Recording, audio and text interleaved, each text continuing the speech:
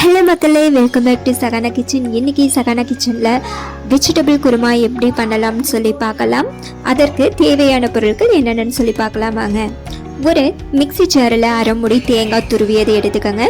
1 teaspoon சோம்பு, 2 கிராம்பு, 1 பட்டை, 1 பச்சை மிளகாய், ஒரு 2 பல் பூண்டு அதை ஆட் பண்ணி நல்லா ஒரு ஃபைன் பேஸ்ட்டாக எடுத்து வச்சுக்கோங்க.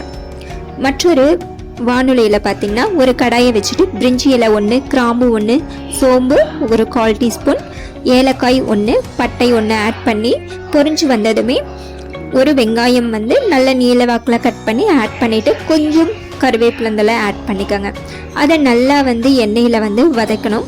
வதக்கிய பின்பு பார்த்திங்கன்னா ஒரு 2 தக்காளி ஸ்லைஸாக கட் பண்ணி ஆட் பண்ணிக்கோங்க.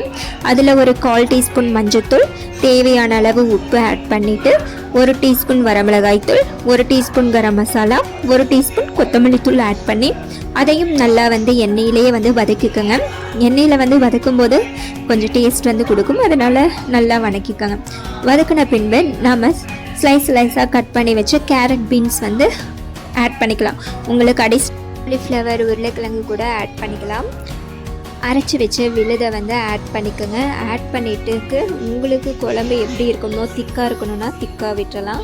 அப்படி இல்லைன்னா தேவையான அளவு தண்ணீர் ஊற்றிட்டு ஒரு 2 கொதி வர வரைக்கும் வெயிட் பண்ணுங்கள்.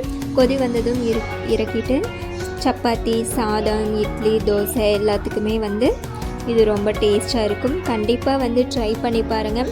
இந்த வீடியோ உங்களுக்கு யூஸ்ஃபுல்லாக இருக்கும். இந்த மாதிரி வீடியோஸ் நீங்கள் பார்க்கணும் அப்படின்னா சகானா கிச்சன் சேனலை சப்ஸ்கிரைப் பண்ணுங்கள், லைக் பண்ணுங்கள், ஷேர் பண்ணுங்கள். அண்ட்